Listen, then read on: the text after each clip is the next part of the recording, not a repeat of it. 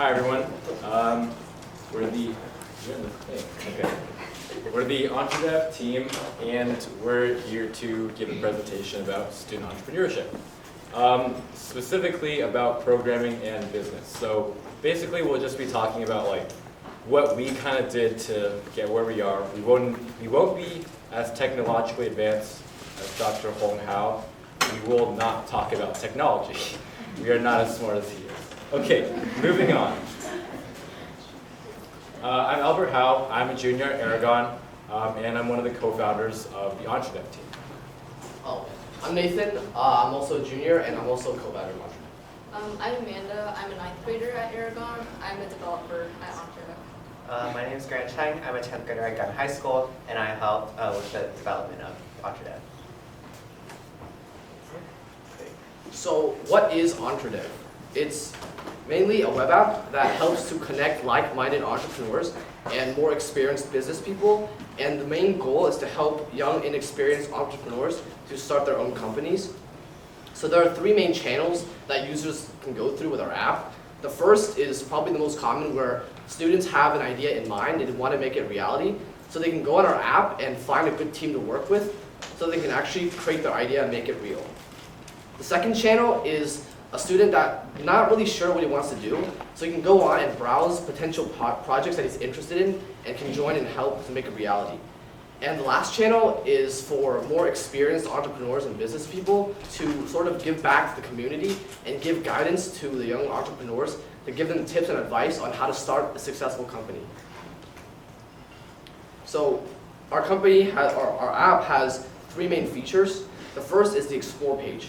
So there's a feed where projects are listed based on the user's preferences, interests, and strengths, so they can find the ideal project to join and work on. Second feature is the Collab, where this is a page where the people mainly work together. We offer business templates to help with planning, because young entrepreneurs usually do not know how to start planning their financials, their revenue model, etc. We also offer a pitch deck so they can organize their thoughts and pitch to judges in competitions. And lastly, we have milestones to keep track of dates and times. And the last is resources, where we offer blogs and articles, as well as mentoring for more experienced people to get them started and give them the advice and tips they need to start a functional company. So how do we come up with this idea? Well, we basically just sat down and tried to think of potential business opportunities that we could have. So it's almost like writing an English essay. What would you do when you first brainstorm? You kind of write down a bunch of potential topics you could write about, and you end up crossing out a bunch that you don't think you can really make a good essay out of, and you end up with a few that you could write about. We did the same thing.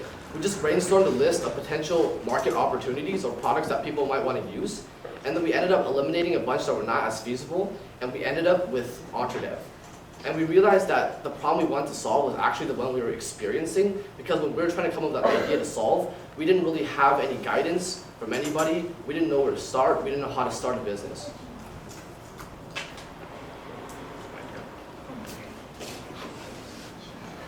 Okay, so I'm going to talk a little bit about how we kind of started out and how you guys could start out too if you wanted to do a sort of business project. So first off was the ideation, and obviously that was just getting a business idea, like Nathan talked about, like making sure that you like take into consideration what the market has right now and what consumers need and how to fulfill that need. And that's practically like the most simple terms of what ideation is. It's just getting an idea so that you can resolve some sort of problem that's happening now. And then we had to go through this long process to do a business plan, and we had no idea how to do that. So that's basically starting any school project, and we had to do a lot of research online, and there were like a few business courses we looked at.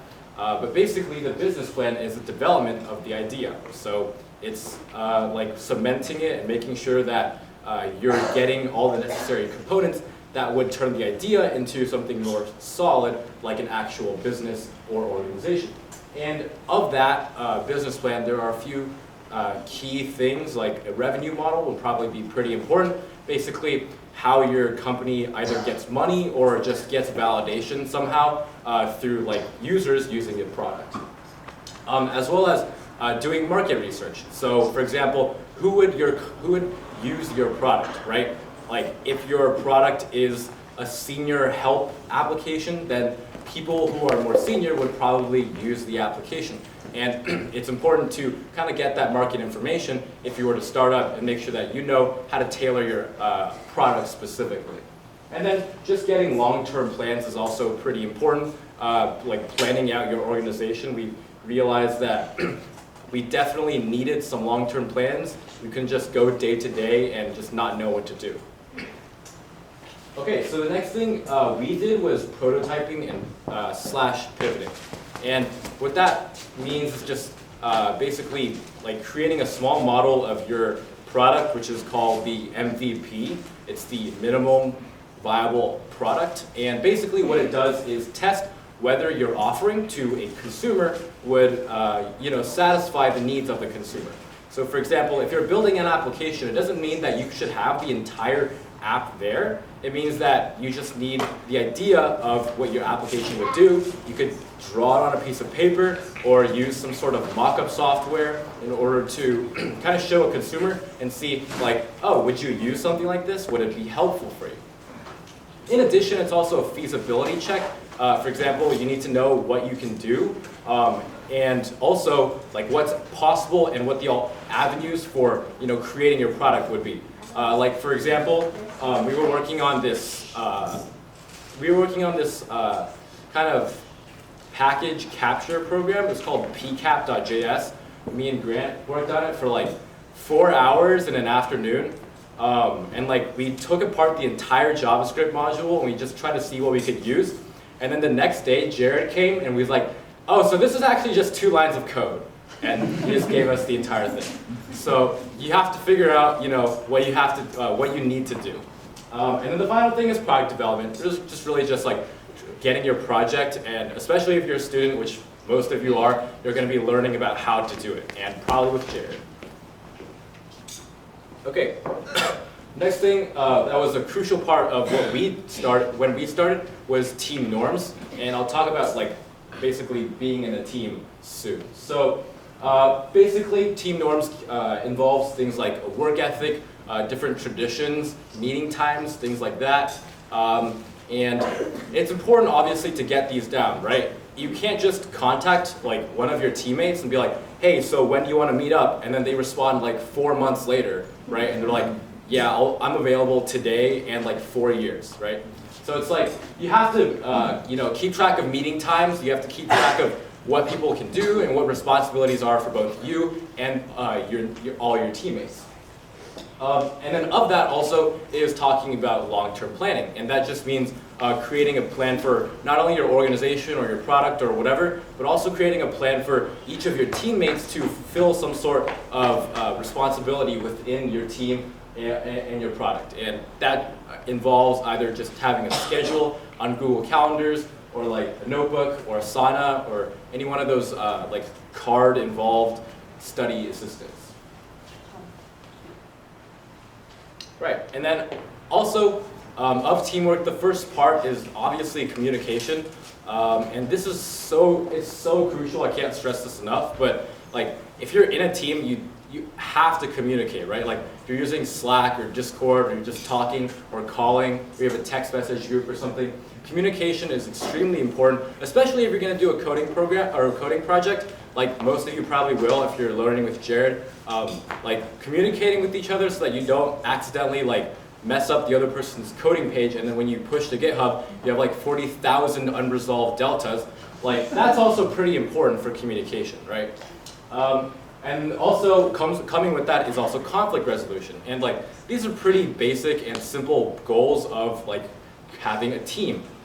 But like making sure that you compromise and just talking it out with your teammates is an important skill to have. And then the next thing is leadership. And this doesn't only entail like the person being the leader, right? Like the CEO is just the leader of the whole group.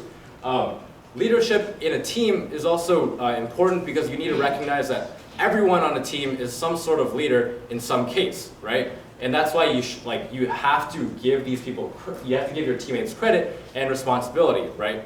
The next thing is warmth and vulnerability. So like when you get team members, like for example, if you just have someone else that you're interested in, or maybe like your parents like drop this kid off at your house and it's like, so you're gonna be working with him for the next 20 years, like, it's important to show vulnerability, right? And this is crucial because as kids, like a mode of communication is just not communicating or like just being mean to people, and that's not great in a team, right? So what you really want to show is like being warm to other students. And then finally, obviously, is getting your team members. For example, when me and Nathan first started, we were really kind of just trying to learn business from this Launch X program, and we didn't have any plans for how to develop the actual Entredev app. So we realized that like into planning, we needed a programmer. And so we kind of looked for one, and there was this guy named Rash who was like reasonably priced. Although he was a remote worker, he lived in Iran, I think. So he tried to communicate with him for like a week or two, and then, oh, thank you. For like a week or two, but it just wasn't working out. He like really wasn't responding that much. You know, and then we got Jared and everything was better, but obviously that's later. Yeah, so basically in a team, you need to know, you know, who needs to fulfill what responsibility, what role. Like, do you need a programmer, you need marketing people, or just like, you just need people to work, right? Okay.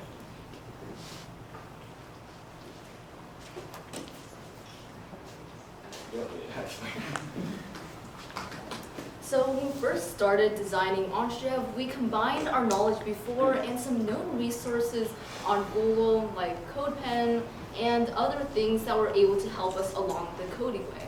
So we felt like designing this website was able to help a lot of inexperienced and young entrepreneurs find the resources and find all of these guidances on our website. For example, on our projects page, we used a lot of resources, for example, W3 schools, to make sure people were able to know what the project was, how to apply, and other information relating the project. So in the website, we were able to have like a good color scheme to like attract a lot of people to the site, and ultimately it made for a better product overall and a service that a lot of entrepreneurs could enjoy. So we started off with programming as novice programmers. Most of us didn't know a single thing about HTML, CSS, or Node.js.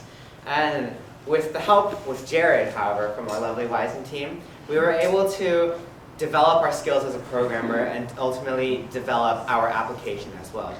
And from there, from our basic skill set, we were able to expand to more complex JavaScript concepts like databases, servers, other .js's like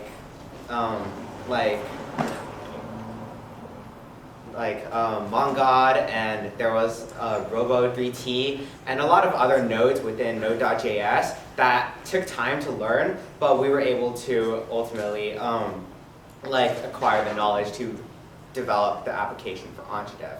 So programming was where we spent the majority of our time on our Entredev development. Usually at every single meeting, this was around 90 to 95% of our time allocation, because there was just so much to do in Entredev. There's so much to program, to make better, to like code so that something actually works on a web page and it doesn't somehow send you over to a page that we didn't want it to.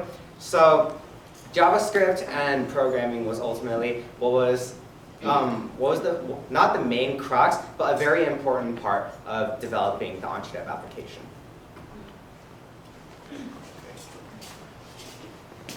So I'm going to talk a bit about the continuation, basically what we did after we kind of started out. And most of it was product development. Like, we would get together every Wednesday from 6 to 9, and we would like sit down, plan, you know, we would go over with Jared like, okay, so these are the features we want to get done today, and we kind of just went through the code and got taught some stuff.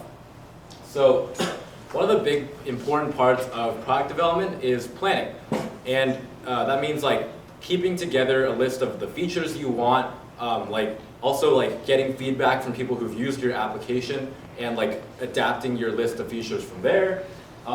Basically, what you really want is like prioritization, right? Like, if you have a list of like 30 features, you're not going to get them all done within like the first like 3 meetings, right? You want to prioritize which features that you need. You don't need to make everything pretty with CSS. You just need to make the functional. You just need to make it functional. And then finally is also maintenance. Like, we kind of learned this the hard way, but you really gotta document your code. Like, that's probably really important because a lot of times I would just call Nathan over and be like, so like, what the heck did you just write? Like, I can't read any of this. What does this do, right? So that's one part of maintenance. There are a lot of parts of just like making sure your project works well, but yeah. And then the next thing is like getting sponsorships, customers, or just like getting feedback on your application, right? Because you can't just stay into this echo chamber and just hear your teammates' ideas, right? Just be like, oh, I think this is a good idea. Like, yeah, I think so too. We're on the same team. Like, you need new blood, right? And then also from that, you should like get new people to try your application so that you know that it's not just you like thinking like, oh, I'm a god, I'm amazing at coding, right? Okay, and then just like a few lessons we've learned from getting through the Entredev process. And a few of these are business plan development. So like the business plan, if you're going through like a business pathway, needs to be very detailed. Like, we would get to a certain path or a certain point in developing the code, and then we'd be like, wait, like, did we actually plan this out? Like, are customers gonna want this or not, right? And then you need to plan out like whether your consumer wants the code that you just wrote. Another thing is time management, super crucial. A few sessions we kind of just wasted a lot of time, like looking at supernatural videos and a lot of other stuff. So time management is obviously extremely key, and yeah, that's definitely a big lesson you'll learn if you go through like a process like this, because you'll realize that you need to get certain features done at certain periods of time. And the next thing is planning out features and like having hack days. So hack days, or like hackathons, or whatever you call it, these are just days where you get your team together and you sit down and you code for like 10 hours or some period of time like that. And then like these are really important, right? Because at some point, like 2-hour meetings every week isn't gonna do it for you, because you need to get like 3 features done at the same time. And at that point, it's great to have a hack day because you can focus on all of them and also work with your team at the same place. And these hack days are they're important, and that means that you also need to plan out like what you're going to do on those days. You can't just get there and then start planning. Like, that was our first hack day, I think. We got there, like all of us, and I think 9 in the morning, and we were like, okay, so what's the plan? I thought you had the plan, right? So, you need to plan out every feature that you're going to do at what specific time, who's going to do it. And then finally is definitely teamwork and jiving well, right? You got to be able to work together, work in tandem, and like build rapport. Okay, and then I'm going to talk a bit about the business, just like a few things we've learned. Obviously, not the CEO of Apple yet, but we'll be able to, get. This is the stuff we kind of learned, right? So the first thing is obviously integration with business.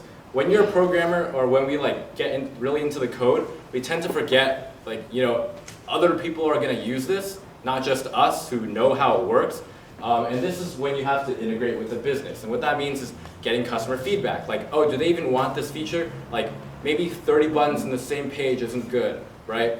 And you have to think big picture about, are people going to want this?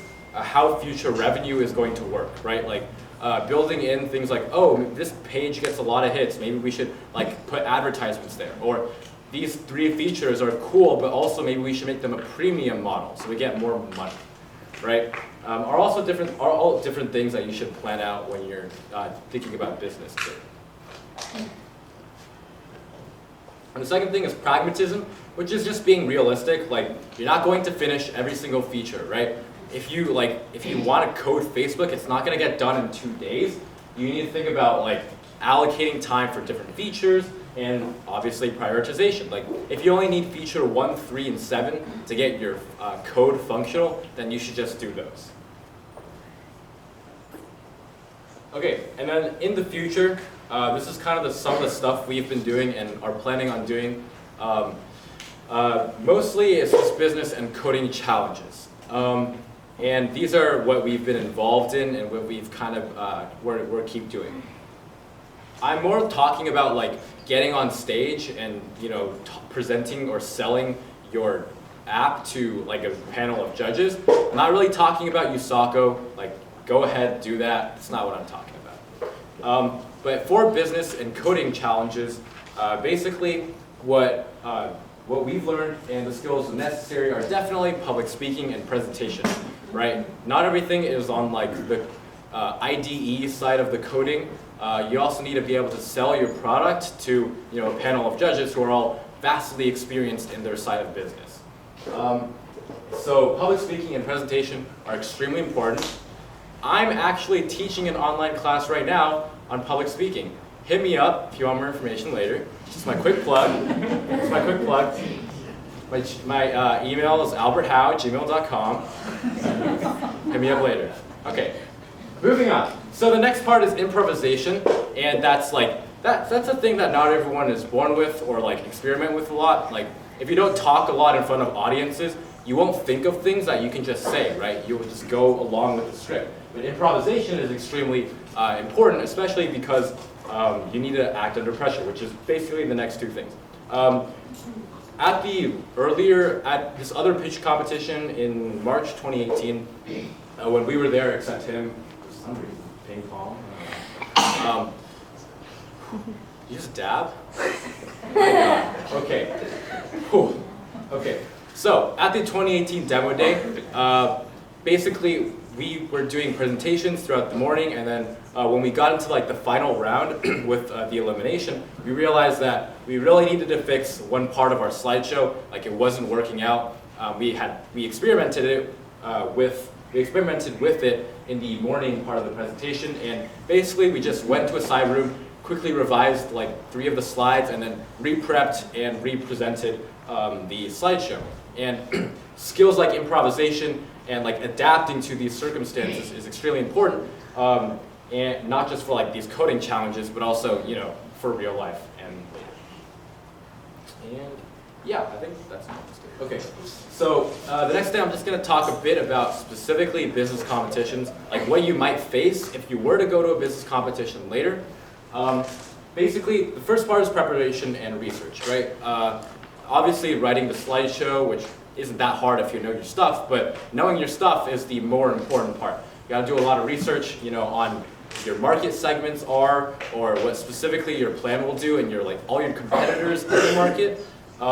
And you also want to prompt questions. What that means is that if you go to any business competition or any competition where you have to stand up on a stage, people will ask you questions. You need to prompt these questions by writing, making a list of certain questions that people could ask you, and then just generating answers. And then when they ask you these questions, you can just give your pre-generated answer that's already been thought out and researched. And they'll be like, wow, he's super prepared. And the final thing is just the aftermath of any business competition. What we've learned is if you don't win, that's not, not everything's perfect, but you want to learn from your mistakes, make sure that you perfect your presentation, if there's an issue with the market data or something like that. It's always cool to also ask your judges, in the audience, if they have any feedback as well. That's something we've also learned.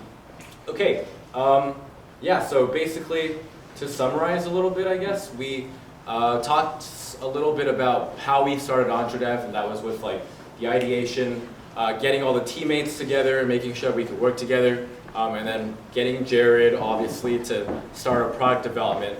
And then after that, we just talked a bit about business challenges, which is something really cool that if you guys want to do, you could also get seed money for any, for getting like started with your business competition or with your business projects, or like getting skins on Fortnite. Okay. Yeah, so that's about it. If you have any questions, I guess you can ask them now. Yeah, thank you so much. Thank you, Alex.